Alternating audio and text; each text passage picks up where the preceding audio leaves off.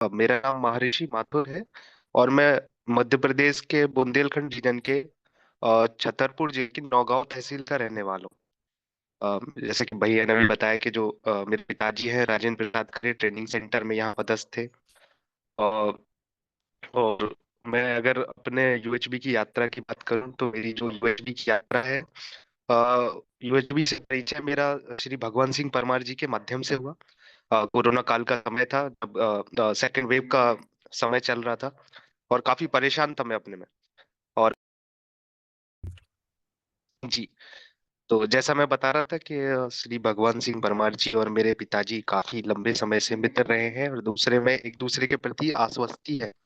अ, वही वजह रही कि मेरा उनसे परिचय हुआ और यूएचबी से उन्होंने मेरा इंट्रोडक्शन कराया। इंजीनियरिंग बैकग्राउंड से मैं था, मेरी एजुकेशन में इंजीनियरिंग भी है पर शिक्षा में रुचि थी तो मैंने बाद में बीएड भी किया। तो भगवान सिंह परमार जी से जब मेरी बातचीत हुई तो उन्होंने मुझे कराया कि इंजीनियरिंग ऐसा सब्जेक्ट अब आने वाला है जिसमें हम फिजिकल वर्ल्ड की जो कॉन्शियसनेस जो दुनिया है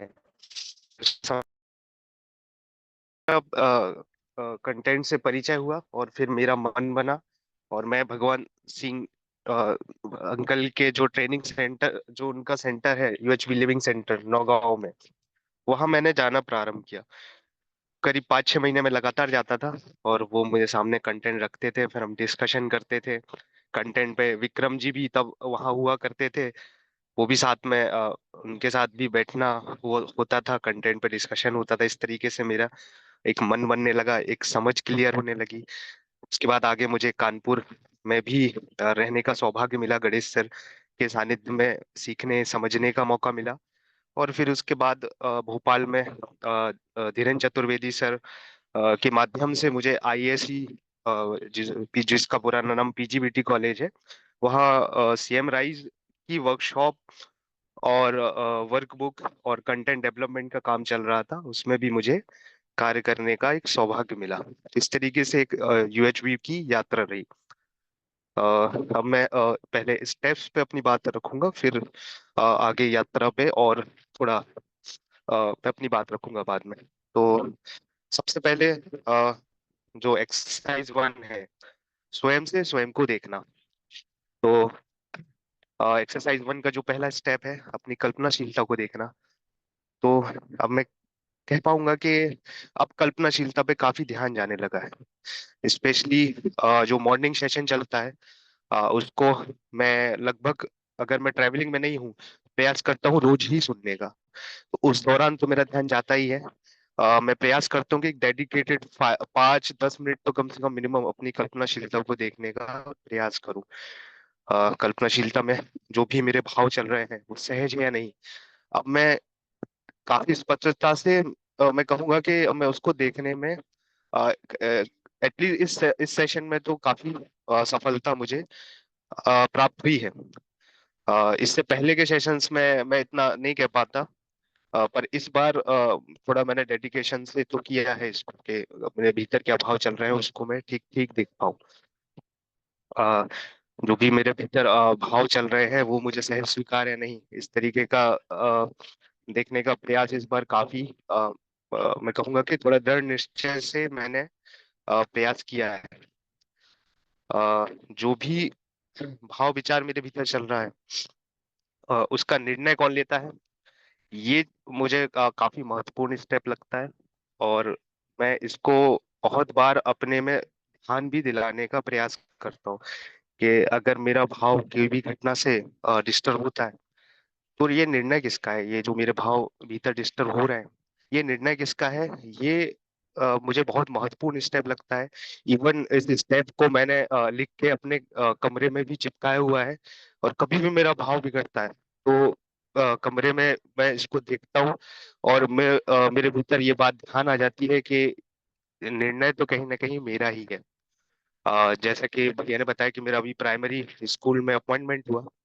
और प्राइमरी स्कूल में क्या होता है कि आप जब बच्चे क्लास में जाते हैं तो एक तो प्राइमरी स्कूल में अगर जानकारी बना के काफी देनी पड़ती है गवर्नमेंट को, तो वैसे ही समय कम होता है क्लास में जाने का। और जब मैं क्लास में जाता था तो मैंने ये ऑब्जर्व किया कि आ, पढ़ाने से ज्यादा चैलेंज बच्चों के लड़ाई झगड़ों में ज्यादा आपको मैनेज करने में ज्यादा समय खर्च होता था। तो किसी ने ये इस बात पे शिकायत की कि उसने मेरा पेन ले लिया, किसी ने इस बात पे शिकायत की कि उसने मुझे मार दिया, कोई मेरा नाम चिढ़ा रहा है। तो इस तरीके से बहुत ऊर्जा बच्चों को मैनेज करने में या डिसिप्लिन करने में खर्च होती थी। जब मैंने ऑब्जर्व किया, पाया कि एक तो बच्चों की जो दिख रही है डिसिप्लिन की समस्या, वो डिसिप्लिन की समस्या नहीं है, कहीं ना कहीं वो संबंधों के अभाव की समस्या है। वो प्रॉब्लम है संबंधों की, पर वो ऊपर से देखने में ऐसा लग रहा है जैसे डिसिप्लिन की समस्या है। इसका मैंने कारण जानने का प्रयास किया। एक तो ये बात मुझे समझ में आई कि एक तो सोशल मीडिया का आजकल बच्चों पे बहुत प्रभाव हो रहा है। अभी रिसेंट की एक घटना है कि मेरे जो छतरपुर में घर है वहां से करीब 15-20 किलोमीटर की दूरी पे एक शिक्षक ने अपने प्रिंसिपल को गोली मार दी। तो इस तरीके की जो छोड़ने वाली घटनाएं हैं, उससे ये बात तो बिल्कुल ध्यान में आती है कि मूल्यों का बहुत अभाव हो रहा है अब गांव में भी। गांव के क्षेत्रों में भी जो हमें पहले ये बात लगती थी कि गांव में तो अभी मूल्य काफी बचे हुए हैं, एक शिक्षक और छात्र का जो संबंध है वो काफी अभी मेंटेन है। पर इस तरीके की जो घटनाएं और जो सोशल मीडिया का प्रभाव आ रहा है, उससे ये बात अब दिखने लगी है कि वहां भी वो प्रॉब्लम्स स्टार्ट हो गई हैं जो हम समझते थे कि ये शहर की प्रॉब्लम है। तो इस तरीके से मुझे भी जब मैंने यहाँ ज्वाइन किया तो ये प्रॉब्लम मुझे काफी फेस करनी पड़ी। तब फिर मैंने सोचा कि कैसे मैं इसको सॉल्व करूं, मतलब क्या मैं सहयोग करूं बच्चों का। तो फिर मैंने एक प्रयोग किया। एक तो मैंने ये प्रयोग किया कि अ, अब मैं क्लास में जब भी जाता था तो हर लेक्चर के लगभग 5 मिनट लास्ट में प्रयास करता था कि बच्चों को कंटेंट से थोड़ा इंट्रोडक्शन कराऊं, वो भी सरल फॉर्म में। बहुत भारी लैंग्वेज में मैं अवॉइड करने की कोशिश करता था कि कोई बहुत भारी लैंग्वेज यूज ना करूं। जैसे कि एक दिन एक दो बच्चों में झगड़ा हो रहा था कि मुझे बैठने की जगह नहीं मिल रही, वो बैग रखा हुआ है और ये बैग नहीं हटा रहे हैं और मैं बैठ नहीं पा रहा हूँ। तो मैंने बच्चों को एक सिंपल सा बोर्ड पे दो डायग्राम बनाए। एक में लिखा सामान और एक में लिखा इंसान। और मैंने बच्चों से पूछा कि बताओ इसमें प्रायोरिटी किसकी है, सामान की या इंसान की। तो बच्चों ने कहा कि इंसान की। मैंने कहा जब इंसान की प्रायोरिटी ज्यादा है तो आप बैग को प्रायोरिटी क्यों दे रहे हो, आपको तो अपने साथी को बैठने की जगह देनी चाहिए। तो ये बात बच्चे के समझ में आई और उसने बैठने की जगह दी। फिर मैंने बच्चों को कहा कि आप एक काम करो, इस डायग्राम को अपने पेज पे बनाओ और अपनी क्लास में चिपका दो। और अब कभी भी इस तरह की कोई प्रॉब्लम हो तो इस बार एक बार इसको रिफर करना कि प्रायोरिटी किसकी अधिक है, सामान की या इंसान की। इसी तरीके से मैंने एक और प्रयोग किया। जब बहुत ज्यादा शिकायत एक दूसरे की आती थी तो बच्चे भी आपस में लड़ते थे। कई बार बात इतनी पहुंच जाती थी कि पेरेंट्स का भी इन्वॉल्वमेंट हो जाता था और मैं भी बहुत फोकस नहीं कर पाता था पढ़ाई पे। फिर मेरा बहुत समय शिकायतों को सुलझाने में ही लग जाता था। तो मैंने एक प्रयोग किया, मैंने कहा कि अब कोई भी शिकायत करेगा तो आप लोग शिकायत को लिख के मुझे देंगे। मतलब आप एक पर्ची बनाएंगे, उस पे शिकायतें लिखेंगे और मुझे देंगे। और शिकायत लिखने के साथ साथ आप उसमें दो चीजें और लिखेंगे। एक तो उपाय कि ठीक है ये शिकायत है उस बच्चे से, उसका उपाय क्या है। दूसरा, जिस बच्चे से आपको शिकायत है आ, उसकी कोई एक अच्छी बात मुझे लिख के दीजिए। जैसे कि उसने कब आपकी मदद की, क्या उससे आप अच्छा सीख सकते हैं। तो जब ये प्रयोग धीरे धीरे आगे बढ़ा, बच्चों ने ये करना शुरू किया, एक तो बहुत जो भगदड़ जैसे माहौल बन जाता था क्लास में जब बच्चे शिकायत करते थे वो कम हुआ। दूसरा मैंने ऑब्जर्व किया कि जब बच्चे इस तरीके से लिख के देते हैं और जब सामने वाले बच्चे की कुछ अच्छी बात लिखते हैं तो कहीं ना कहीं भीतर उनके वो संबंध का भाव डेवलप हो रहा है। वो संबंध का भाव भी डेवलप होता है और बहुत सारी शिकायतें तो शायद मेरे पास अब आती भी नहीं है, क्योंकि जब बच्चा दूसरे की कुछ अच्छी बात लिखता है तो उसे ध्यान में आता है कि हाँ ये बच्चे ने अभी गलती की है पर इसने कभी मेरी मदद भी की है। ये बच्चा से मैं ये चीजें भी सीख सकता हूँ, ये अच्छी चीजें भी सीख सकता हूँ। तो इस तरीके से मैं अब देख पाता हूँ कि क्लास में जो संबंध का भाव डेवलप हो रहा है, उससे मुझे बहुत सहायता होती है अब। क्योंकि अब मैं अगर क्लास में जाता हूँ तो मुझे बहुत ऊर्जा अपनी व्यर्थ नहीं करनी पड़ती है बच्चों को मैनेज करने में, डिसिप्लिन करने में। अब मैं सीधा जाके पढ़ा सकता हूँ। पहले मेरा बहुत समय, मैं कहूंगा 80-90% ऊर्जा इसमें ही खर्च हो जाती थी। संबंध का भाव किस तरीके से बच्चों में भी अ, मदद करता है, और ये मैं देख पाया। साथ ही साथ अ, मैं ये भी प्रयास करता हूँ कि क्लास स्टार्ट करता हूँ तो मैं बच्चों को जो फर्स्ट स्टेप है अपनी कल्पनाशीलता में देखना, कम से कम 2-3 मिनट तो मैं ये प्रयास करता हूँ कि उनको बच्चों से कहता हूँ कि आप आंख बंद करो और 2-3 मिनट अपनी कल्पनाशीलता में देखो। और जब बच्चे इस तरीके से देखते हैं, और फिर मैं कहता हूँ कि अपने जो भी भाव है आज अभी प्रेजेंट में जो भी चल रहे हैं उसको लिख के दो, कम से कम 2-3 भाव तो मुझे लिख के दो, और फिर मैं उसको देखता हूँ। तो इससे ये भी एक सुविधा मुझे होती है कि अभी कौन से बच्चे के भीतर क्या भाव चल रहे हैं, और अभी आज कौन सा बच्चा है जिसको थोड़ा सा मुझे ज्यादा ध्यान देने की आवश्यकता है। तो तो जिस बच्चे के भीतर थोड़ा सा अगर ऐसे भाव हैं जो अभी उसको सहज स्वीकार नहीं है, तो वो मुझे पॉइंट आउट हो जाता है कि शायद ये बच्चा से थोड़ा सा ज्यादा मुझे ध्यान देना पड़ेगा इस बच्चे को, और इस बच्चे के साथ आज थोड़ा इश्यूज आ सकते हैं। किसी के साथ थोड़ा इसका कॉन्फ्लिक्ट हो सकता है, तो उसको भी मैनेज करने में काफी मुझे हेल्प होती है ये पहले अभ्यास से।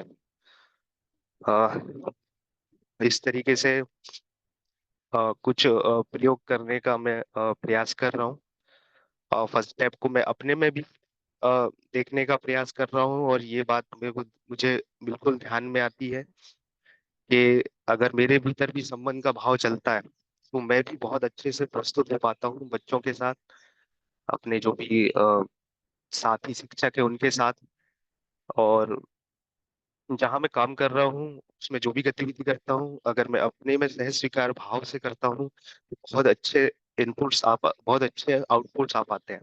और कभी अगर मेरे भीतर वैसे भाव नहीं चलते तो मैं अपने भीतर तो बेचैन रहता ही हूँ, कहीं ना कहीं मैं बच्चों के साथ भी वैसा न्याय नहीं कर पाता जैसा मुझे करना चाहिए। तो ये बात को तो मैं काफी स्पष्टता से देख पाता हूँ। और इसी तरीके से मैं अब एक्सरसाइज 2 पे बात रखना चाहूंगा।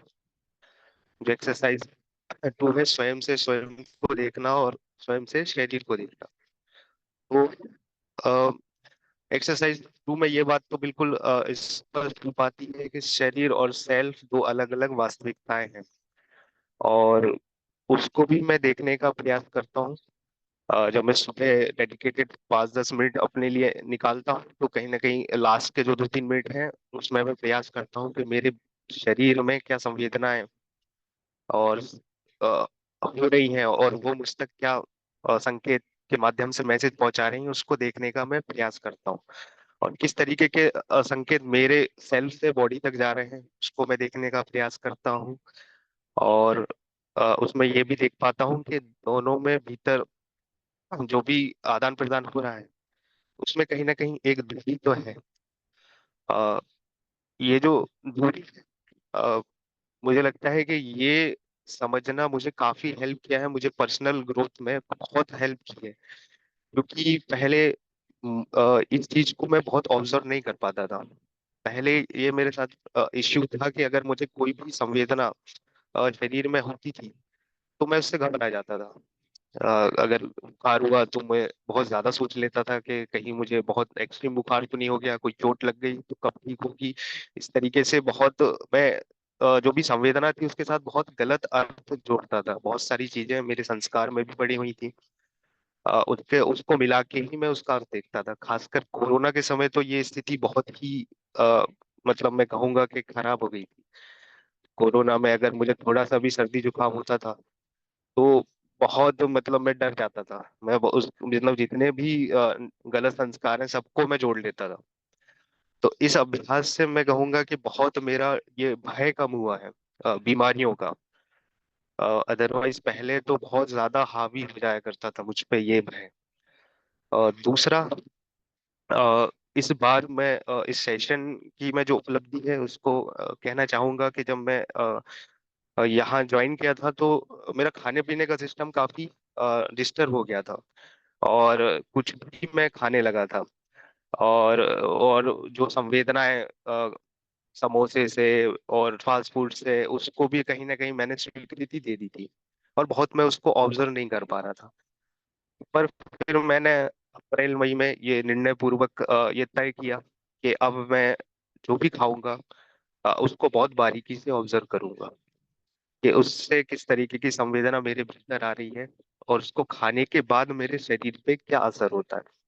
तो जो भी मैं खा रहा हूँ वो मुझे ताकत दे रही है, ऊर्जा दे रही है, या मुझे सुला रही है, नींद में ले जा रही है, या आलस पैदा कर रही है। तो इस तरीके से मैंने अपने शरीर में ध्यान दिया, अपने शरीर की जो भी संवेदनाएं हैं उस पर ध्यान दिया। तो मैं कैटेगराइज कर पाया कि मुझे क्या खाना है, क्या नहीं खाना है। और उसके बाद मैंने फिर अप्रैल मई से जितना भी फास्ट फूड है सबको मैंने धीरे धीरे स्लोली बंद कर दिया। और अभी की ये स्थिति है कि चाय भी मैंने बंद कर दी। समोसा 3-4 महीना हो गया मैंने खाया ही नहीं है। अम, और इसका असर ये हुआ कि मेरा वजन काफी मतलब मेंटेन हो गया है। मतलब मैं काफी अब ऊर्जावान फील करता हूँ। अ, अब मैं काफी एकाग्रता फील कर पा रहा हूँ, और मैं काफी बेहतर तरीके से अब कार्य भी कर पा रहा हूँ। और मैं ये भी कहूंगा कि जो वजन है उसका ये भी प्रॉब्लम होता है कि जब आपका वजन बढ़ता है तो आप कहीं ना कहीं अपने भीतर भी बहुत फोकस नहीं कर पाते हैं। भीतर भी देखने की जो क्षमता है वो भी कहीं ना कहीं प्रभावित होती है, क्योंकि इतनी सारी संवेदनाएं आपके शरीर से आपके सेल्स तक आती है कि आप उस मतलब मैं कई बार उसमें ही उलझ जाता था, और बहुत कल्पनाशीलता को ठीक से देखने का बहुत नहीं हो पाता था। तो उसमें भी मैं कहूंगा कि उसमें भी मैं काफी बेहतर स्थिति में हूँ। शरीर के लेवल पे इस बार काफी मैंने अपने में देखने का प्रयास किया है। और ये चीज मैंने थोड़ा बच्चों में भी स्टार्ट की है। अब शनिवार को क्योंकि बाल सभा होती है, और बाल सभा में थोड़ा समय मिलता है कि आप बच्चों के बीच में काम कर सकें। तो मैं बच्चों को कहता हूँ कि आप अपनी बॉडी को ऑब्जर्व करो। आपकी बॉडी से क्या संकेत आपके सेल तक आ रहे हैं, और क्या सेल से आप बॉडी को मैसेज दे रहे हैं, इसको ऑब्जर्व करो और इसको लिखो। और साथ ही साथ ये भी मैं ध्यान दिलाता हूँ, क्योंकि मैंने देखा कि बच्चों में अभी चिप्स खाने की, कुरकुरे खाने की, पैकेट बंद जो भी खाना है वो खाने की आदतें बहुत डेवलप हो रही हैं।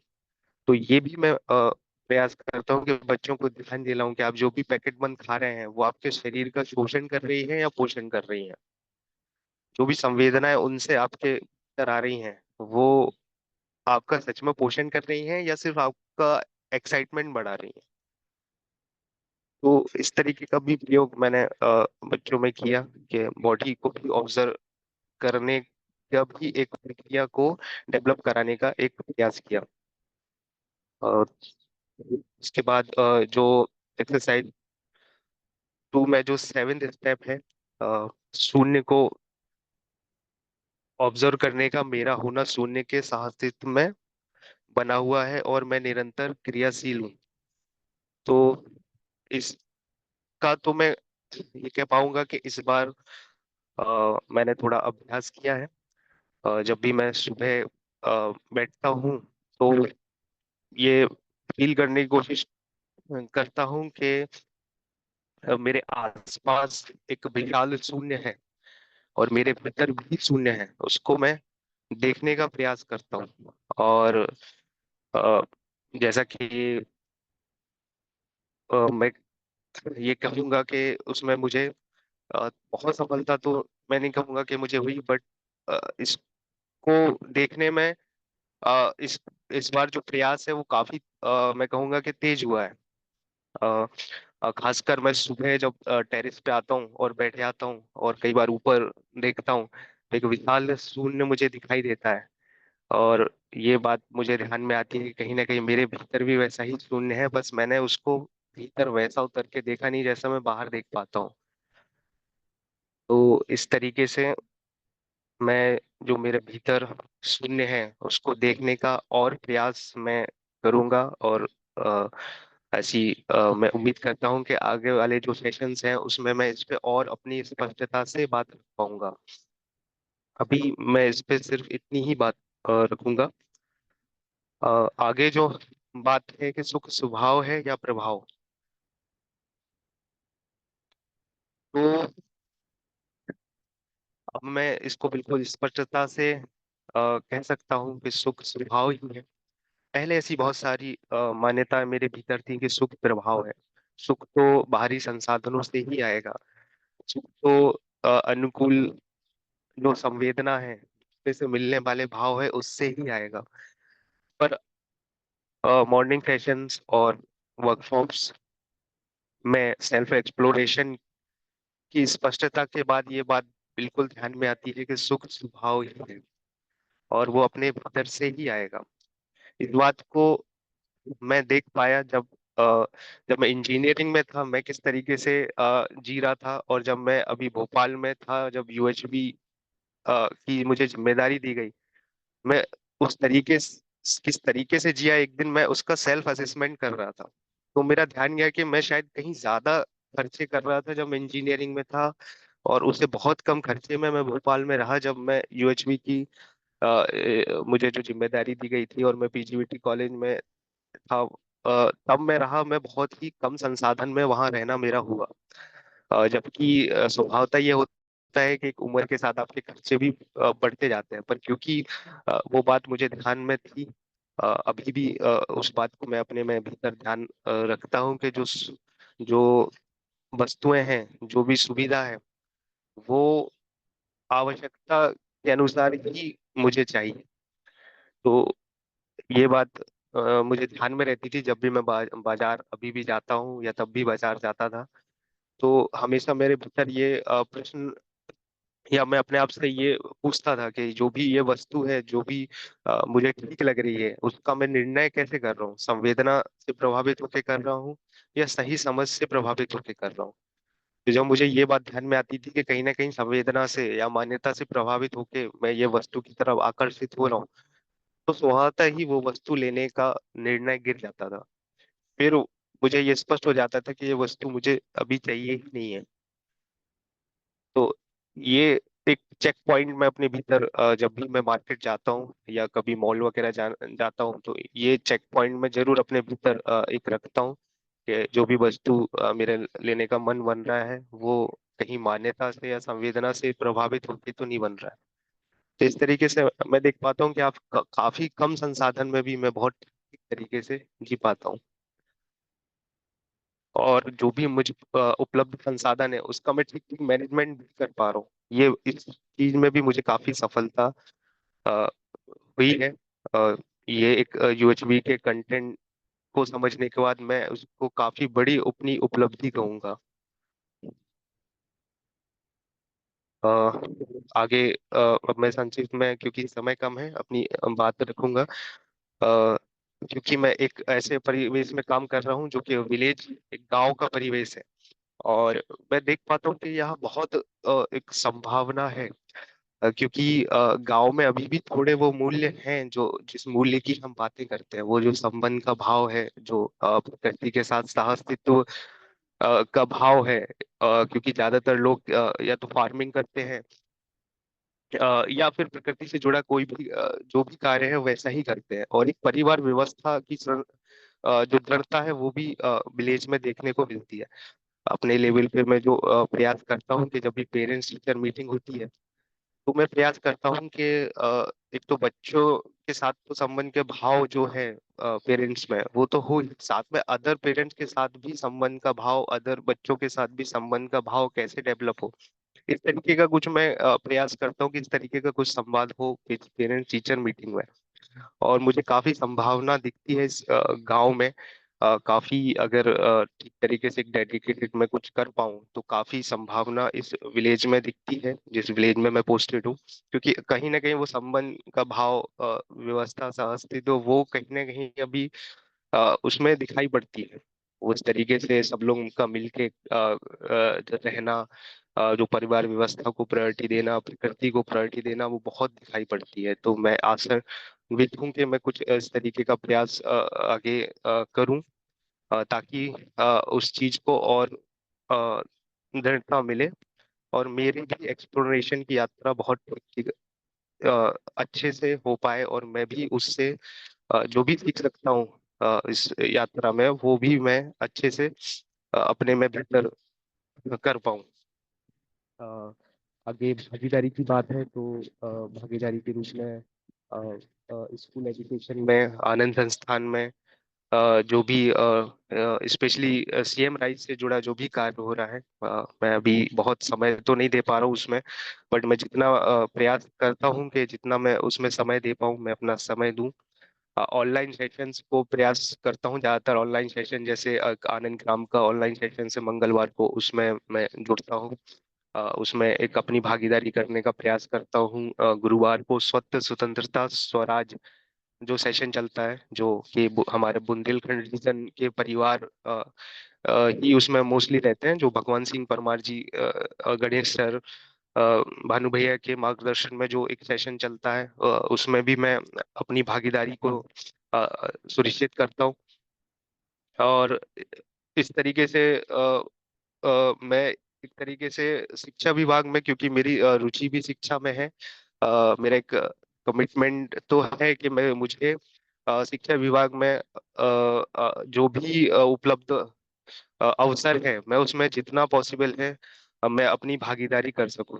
अ, और इस तरीके से मैं अपनी भागीदारी को आगे भी जितना भी मुझे अवसर मिलेगा, जितना भी मुझे मौका मिलेगा, मैं उसको बहुत ठीक ठीक तरीके से अपनी योग्यता अनुसार जितना संभव है वो करने का प्रयास करूंगा। अंत में मैं कृतज्ञता भी ज्ञापित करना चाहता हूँ। सबसे पहले तो मैं कृतज्ञता अपने परिवार के प्रति ही दूंगा, मेरे माता पिता, छोटा भाई, क्योंकि उनके सहयोग की वजह से ही मैं जो भी अपने में एक्सप्लोरेशन की यात्रा को आगे बढ़ा पाया, या जो भी सहयोग अ, उनका मुझे रहा, उस वजह से मैं यूएचबी में भी एक यात्रा को ठीक तरीके से कर पाया। अगर उनका सहयोग नहीं होता तो शायद मेरे लिए ये इतना करना पॉसिबल नहीं होता। उसके परिवार के बाद मैं कृतज्ञता दूंगा भगवान सिंह परमार जी को, अरुणा आंटी को, और उनके बच्चों को भी, अरुणा, अभुदय, अभुदय को भी, क्योंकि उनके परिवार से मुझे ये प्रेरणा मिली कि ये काम बहुत बड़ा है, और इसको परिवार में ही बहुत अच्छे से ठीक ठीक किया जा सकता है, और परिवार के साथ इसका समाज में भी बहुत अच्छे से एक्सटेंशन किया जा सकता है।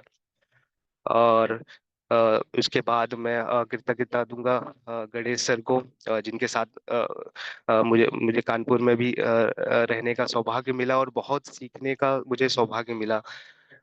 धीरेन्द्र चतुर्वेदी सर को, जिनका बहुत आशीर्वाद रहा मुझे भोपाल में। अ, भानु भैया, कुमार भैया,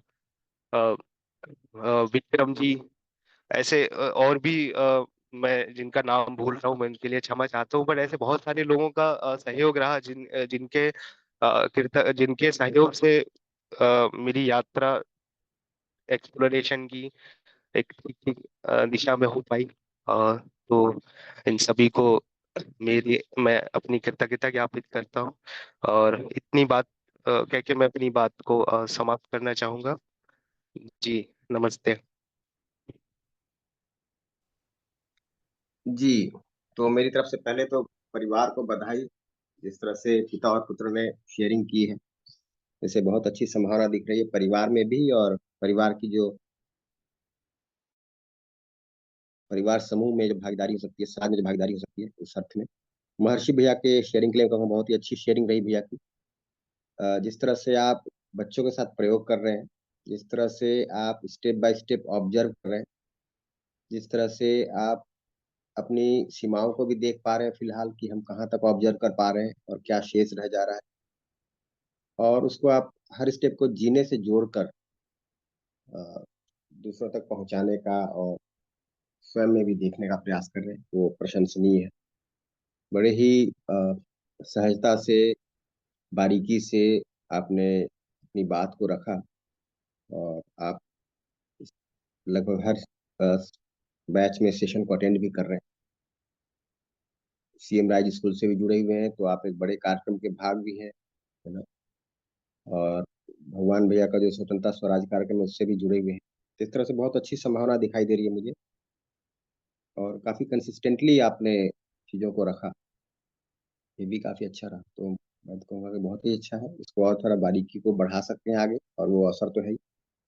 आप जो बता रहे थे कि आप हर दिन प्रयास करते हैं कि कुछ समय अलग से निकाल कर भाव का निरीक्षण करें, शरीर के साथ सहअस्तित्व का निरीक्षण करें, और किसी रूप में जहाँ तक देख पा रहे हैं अपने आप को स्पेस में भी देखने का अभ्यास करें, तो बहुत ही अच्छा है।